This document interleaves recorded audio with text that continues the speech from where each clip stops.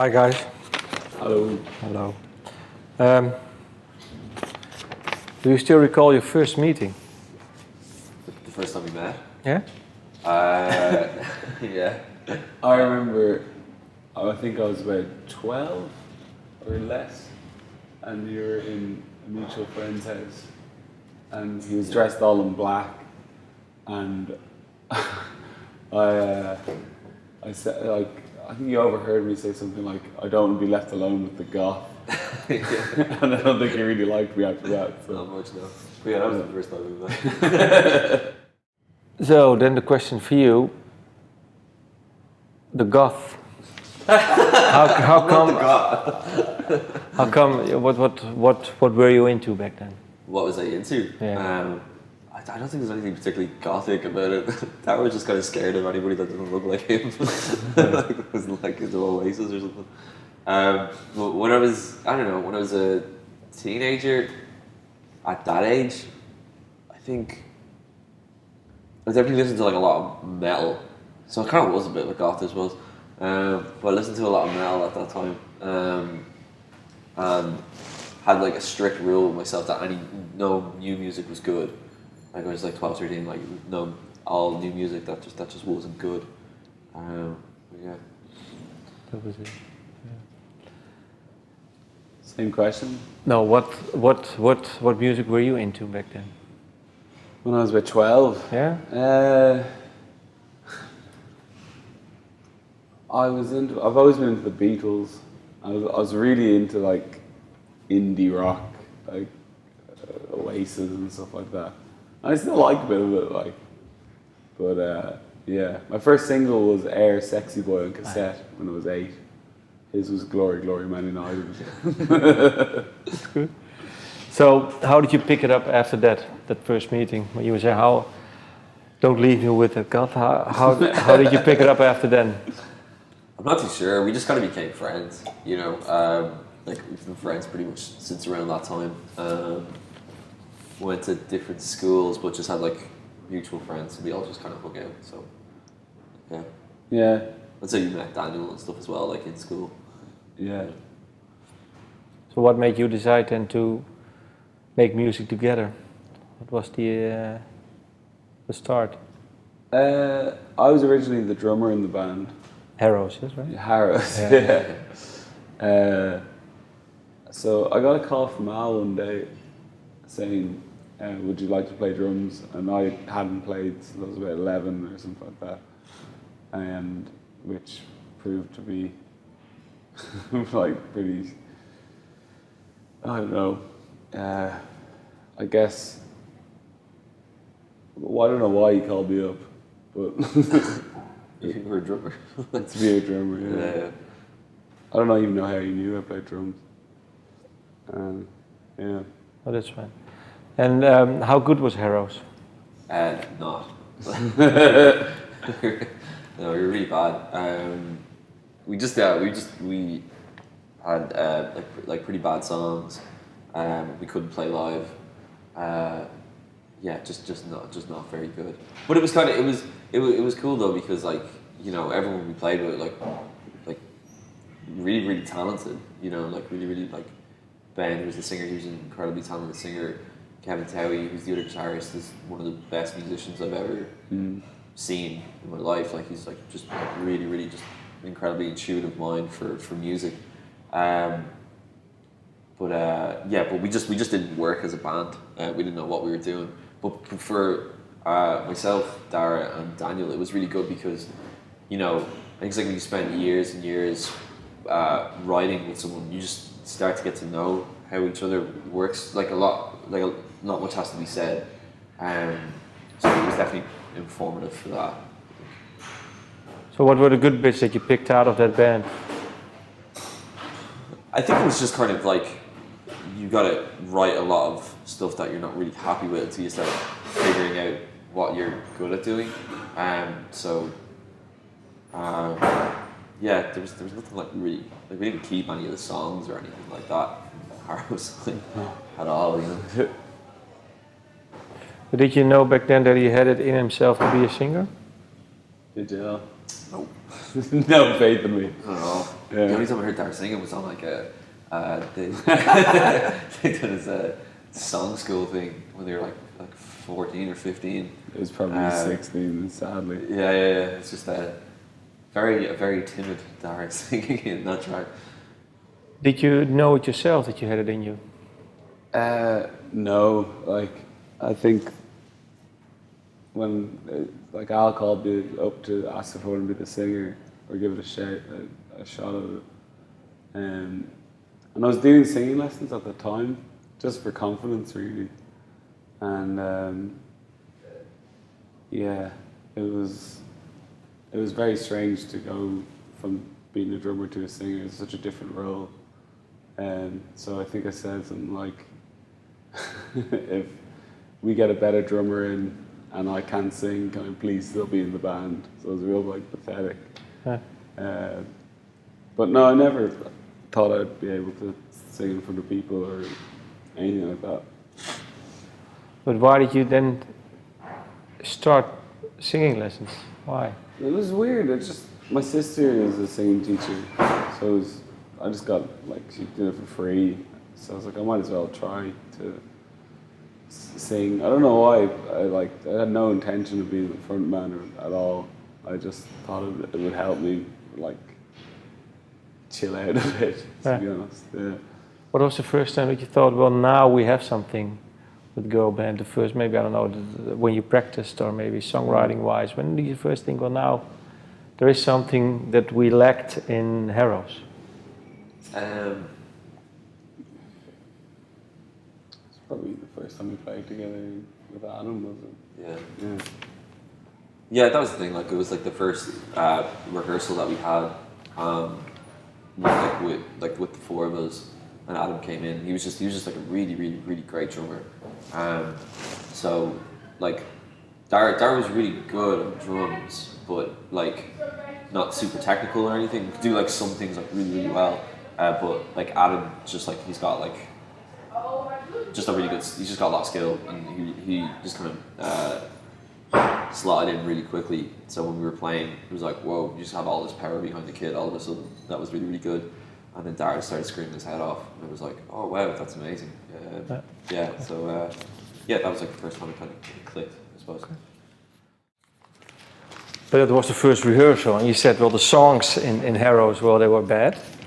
What were the songs and the first songs that you wrote in girl band? What was different then? One of the first songs we played was our first single, the track called In My Head. It was.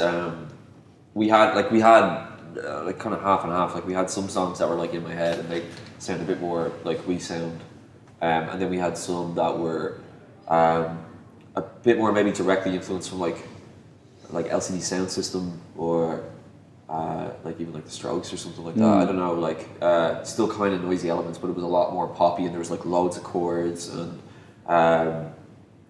so yeah, we got to a point where we were like, oh, what would we do as the first single? And then we're like, let's go with In My Head, because that's just kind of committing to getting completely away from music that we used to write, and it's felt a lot better. But there is like actually an audio where there's like a video recording of our first ever gig where we're playing that track. It was a track called In Halves, and that was like the other side that we were potentially gonna go down direction-wise. But we went on the In My Head route. But how come then the songwriting, what made it change when you stopped Harrows and then became girl band? How? We had a long time, just myself, Alan Duggan, playing constantly and writing tunes without a singer. And then Alan Duggan started buying pedals for the guitars and bass or whatever. And then that started to shape its own thing and just gradually writing songs while they learned how to use them, and now you have like an insane amount of pedals and like really integral. Yeah, so that was the shifting point then for you. Yeah, it probably was, yeah. Well, then you released several EPs and your debut album. It's been 4 years ago already. Yeah. How do you look back on your debut album, the early years? What do you hear when you listen to that album now? The Hold Hands with Jamie. Sorry, Holding Hands with Jamie. Oh, right, yeah, sorry. Yeah, like I don't listen to it, you know. No, but maybe you've listened to it, or maybe before, prior to recording this album, or was it just? Very like really happy with it still. Like, you know, I think it was a really good documentation of where we were as a band at that time. What's been nice is like we started rehearsing for some upcoming shows, and we're playing songs off that we haven't played in like a few years, and it's been really fun playing them again. So yeah, I don't know, I like them. You know, felt like a good first record for us. Yeah. What do you think? Yeah, I'd agree. I don't listen to it all the time at all, but it's like songs that we like would practice that could be potentially very boring. Like we had this cover of Blow and Why They Hide Their Bodies Under My Garage, and that's just one line and one note and one beat for about 8 minutes. So we actually started playing that in practice, and I was just like, I actually forgot completely that I really loved this song, because like we just haven't overplayed it in a while, I guess. But I'm very proud of the first record. I think it's a good representation of where we were at that time, and a nice. The new one is kind of a progression from that. Yeah, but it took you 4 years. How come? What did you do those 4 years? Well, we were writing. We're just very slow at writing. Like that's like a big part of it. I think, you know, some bands are, you know, able to go and write like 20 songs or 30 songs and then pick like the best 10. And that's like amazing. And I really wish we could do that, but we can't. But the way we write is just a lot slower, and we don't really get rid of songs. Like we might come up with like some like kind of basic ideas for the starts of tracks, and if we're not liking them, then we just don't use them. But songs that we finish tend to be the songs on the record, you know. So like when it came to do this record, like we had no extra songs. It was like they're the songs, they're the tracks, you know. So yeah, I think a big part of that kind of why it took so long is just we're just very slow at writing. It's just a very slow process. How come? Well, we write collaboratively. So it's not like someone just comes down being like, oh, I have like a verse and a chorus. And I think because it doesn't really follow like, you know, more traditional song structures of having a verse chorus, it's not really obvious where the tracks should go. And that's really fun, because then you're trying to figure that out, you know, and you're kind of following your nose, being like, okay, this would be a good thing to do, and then you try that, and you sit with that for about a week, and you're like, actually no, that doesn't work, and you might try a different direction. But does that come easier? I mean, that part of following your nose and knowing what the track goes into, does it become easier, or is it maybe then once you've decided on the direction, you have already explored 4 or 5 different directions? Does it become easier? It feels more natural to us. So yeah, kind of easier as a result then. Yeah, I mean quicker, intuitive, that you know more quicker what a song needs, what direction it needs to go to. Yeah. So you're able to kind of. I mean, it's very easy to know what you don't like. Yeah. You know what I mean? So just by going and exploring different areas that you don't like, that helps too, I think. Yeah, true. What was the starting point for this album? What song? I think it was Prolix, the first one. It's just breathing. Yeah. We had that, Al played a kind of repetitive, like zing, zing, zing, zing, zing, zing. And I was really into mindfulness meditation at the time. And Al said maybe you can breathe over that and see what happens. But then I had a panic attack in the process of that. So it's actually, that recording is an actual panic attack that's been documented. And we just thought it was a really interesting piece, you know, and we kind of decided pretty early on that it would open the album. Why?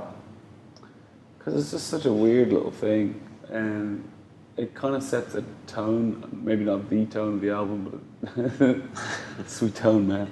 Yeah. And then at the end of the album, there's like a breathing, like a calm breathing, that kind of like bookends it, we just thought it was interesting.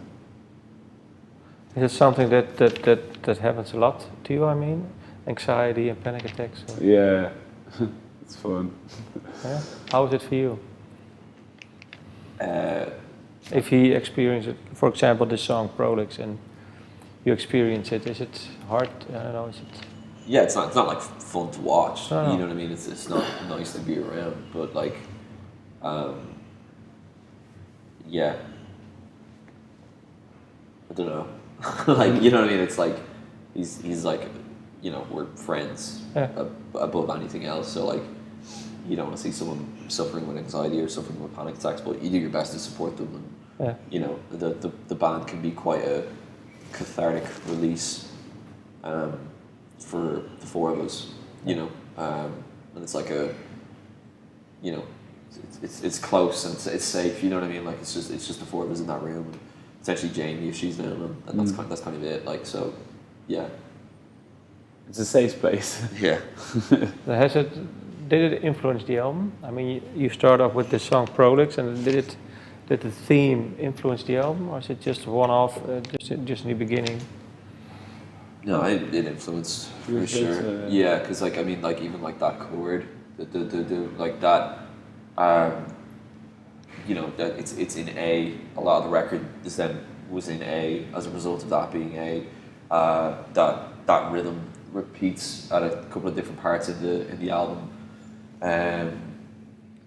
The breathing thing, like that we bookend the album with, there's like a more kind of calm breathe out there. There's also breathing in some other tracks.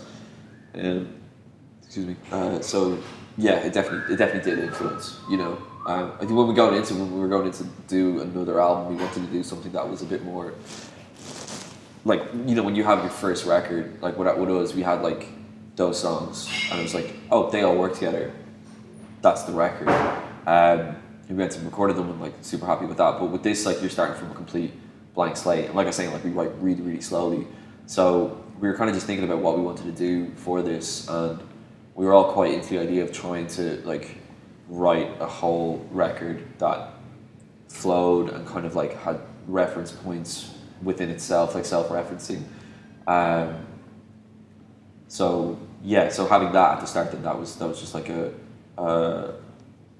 like a good jumping off point, and kind of informed a lot of stuff that happened as a result. What does music do, and writing lyrics and singing do for you then? Well, for this album, I didn't use pronouns at all. I never heard of a record that's done that, so I was really like pretty buzzed about putting those restrictions on and seeing if I can create something a bit different. Every word has like a trigger to something that's happened in the past or some reference, but I don't even know what the full meaning of the tracks are until much later, and it's in hindsight. So music is kind of a really great outlet for that kind of stuff, and because I kind of shout and a lot, like I shouted a lot in the record, it's really cathartic feeling and almost like a primal scream thing. Yeah. What was your mindset during the recording of the album? Uplifting, or was it a difficult time? Or it was busy. Busy. I was like, I write up to the last minute, like the lyrics, like they get changed occasionally throughout. But yeah, it was really enjoyable. Like we were all just in the same house and we recorded it, and it was just a really fun project to do, and without that much pressure on us, really. if you listen to his lyrics, is there one part or one line that you say, well, that moves me more than the other parts? There's one that I really like where he says all of our names in a row, but they're like disguised, like the letters are all inverted, which is just like a nice little inside joke. I really like that. There's something very, just something very like, oh. I like that one. Yeah, and then the kind of, yeah, I think I like that one because it's like ourselves, you know. And for you, you were saying, well, sometimes in hindsight, you know what it means. Is this one thing in hindsight that, can you now more relate to certain songs more that you know what it means or certain lyrics? When we were practicing the last record, a lot of that came back. Okay. And that was kind of interesting because once I hit a certain phrase, because I'm trying to be in the moment with breath and stuff like that, it can really like bring back a certain memory, and then that will make me push it or pull it a little bit more because of how I feel about that. So if I'm getting if there's a bit in it that makes me angry, like a reference point, for example, I'll push that further. It's kind of complicated to talk about it, but yeah, I hope that makes sense. It does make sense, but is it, for example, did you already have the time to, that these songs have the same effect on you as the album prior to this album? That you know, well, now in hindsight I don't know what it means? I'm not there yet with it, to be honest, but it's like they're kind of appearing gradually. So.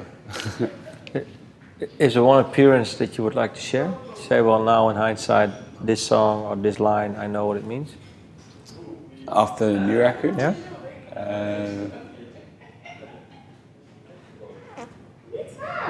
I don't know. I think nothing off the top of my head. Sorry, there's no. I haven't really found meaning in it yet. There's the one meaning that when you rehearsed the previous album, they say, well, for example, this song I didn't know what exactly know what it's about, but now I know. Yeah. Can you share one? I guess a lot of it was due to the first album was more of a kind of post-breakup album for me, so a lot of that is tied to that relationship. This one's not at all. So I don't have any like particular one I can think of, but it was mainly about that relationship. But I didn't know at the time. Okay, and now what mindset were you in now? At the moment? Yeah, I mean when you recorded this album. I was happy. Yeah. That's good. Yeah. The album's called The Talkies. When did the album title come about? We have a B-side to the second single we put out, Go Norway, and the track was called The Talkies, so it was like a little idea that we were working on. And then it was just suggested as an album title. I can't remember who suggested it. I think you did. Did I? Yeah. Alright. Yeah. So this great idea. We just kind of thought about that as the title, and like it sounds kind of cool. And then it was that kind of thing that, you know, when we had the title, we kind of, it's, you know, there's a bunch of tracks that have no words in it, and it's just like breathing or just screaming, and then there's like Dara doesn't use any pronouns throughout the whole record. So the title, The Talkies, kind of like nicely kind of, you know, mirrored that in a way. So it just felt like a good title. It was either that or The Salmon of Knowledge. It was either that or The Salmon of Knowledge. Or Girl Band the Musical. That was another one that was fun. But yeah, you know, The Talkies felt good. So, Okay. You know. In the beginning of the interview, you said that you listened to the Beatles a lot when you were 12. What do you? Is there something that you say? Well, that the songs that we have now, I can pinpoint it to the Beatles. Oh yeah, like I love the Beatles in an insane amount. Like I love like I'm the Walrus lyrics. That is a huge influence how I write. Or like Tomorrow Never Knows or something would be something that we'd all be really into that track like quite a bit. But like the Beatles shout all the time, and I just thought that was amazing. Like I remember hearing Twist and Shout on its own, like when I was about 17 or something, and I never really paid attention to it before. But then was watching this documentary, the anthology, and there's like, they explained the whole reason why John Lennon's voice got a certain way, and he was just like, I couldn't sing the whole thing, I was just screaming it. And it just sounded amazing. And I kind of wanted every vocal to sound like that in the first couple of songs he wrote. And so yeah, in many different ways, the Beatles are still like something I would go back to quite a bit. Yeah, I think they recorded that album, Please Please Me, in one day. Yeah. And then at the last 12 hours they had to do that song, yeah. It's just really magical or something about it. Yeah. And the songwriting, you said, well, the lyrics of, for example, Tomorrow Never Knows and I'm the Walrus, how would you describe it? How did it influence, for example, this album, lyric-wise? I guess for I'm the Walrus, I try to decrypt this. I try to understand what it meant, and every time I'd have a theory, another theory would come up and completely debunk that one. And it was just such fun wordplay and just bizarre imagery. So that would be a huge one. Leonard Cohen as well. I constantly listen to Leonard Cohen and have done for loads of years. His way of like talking about depression, or anxiety, or love, or hate, or anything, there's always an element of humor that comes with it. Yeah. And I always thought that was great. And then I got into something like John Cooper Clarke, that punk poet guy, and he's able to make like beautiful music, or beautiful like wordplay and stuff like that, but also have these like colloquial images and kind of champions the mundane. So yeah, that's all. Like there's a lot of other influences as well, but they'd be some of the main ones. Is it for you, music-wise? You said you started out with the Harrows more like stroke-wise, maybe more in a certain way writing songs. Now when you've done your first gig, there are still two elements into it. Can you say that maybe in the future you will incorporate maybe more of the melodic pop structures, or? I don't know. It's hard to say. Like, you know, it'd be weird to say like yes we will. You know what I mean? Or like no we won't. It just kind of depends on where it naturally goes. You know, I think that's always the kind of nice thing about doing it collaboratively as well, is because, you know, if there's like a part of my playing that I want to try develop and explore, that might not necessarily be what, you know, somebody else in the band is doing as well. So like independently, people might be just kind of trying to do their own thing, you know. Like, again, we write really collaboratively, but there's definitely like we got asked to do this playlist about like songs that we were listening to, or like that might have influenced the record, as opposed to like, oh, this is a big influence on the record. And what was really, really cool about that was that when everybody was throwing up ideas, you know, there were songs that were thrown in there. I was like, I had no idea that you were pulling from that song, you know. For example? Like that, oh yeah, Buddy Holly. Was that what it's called? Buddy Holly track? Oh, it's called. Yeah. Yeah. Yeah, like that. You know, it was just like, oh right, you know, didn't realize that was having an impact. Dearest. Yeah. That's what it's called. Sorry. Yeah. Whether like directly or indirectly or consciously or subconsciously, you know. So yeah, I think there could definitely be more traditional elements introduced. There might not be. I mean, we have a chord in this album, so we're already on the way. You know? No, but I mean, if you write this way, then more or less you have to be in. Well, you have to more or less go into the same direction. So if, for example, you are for the next album, you are really into exploring yourself, maybe more on a traditional pop structure, and he really wants to explore this route more. How do you keep this band then in tune? Best idea in the room. Yeah. Yeah, like it's just kind of like, you know, you know, sometimes somebody might have like a very specific vision of where they imagine a part of a track going, and then if that seems like a really good idea, then we'll do that and we'll try that and see if it works, you know. Yeah, it's not something we've ever struggled with, like kind of collaborating. Like it's never been like, I want us to sound like this. It was like, I want us to sound like this. Like it's never, really never been a thing. So yeah, I don't know, like, you know, usually like if there is a point where there's like a disagreement about what should happen and we just can't resolve it, we'll just flip a coin. You know what I mean? Like it's just like, and that's kind of nice having that confidence in the other songwriters, you know, to be kind of like, I don't like that, but I trust, like, you know, I trust your taste on this, so we'll let the coin decide. Okay. Good coins then. Yeah. Thank you for your time. Thanks very much, man. How about Appreciate it.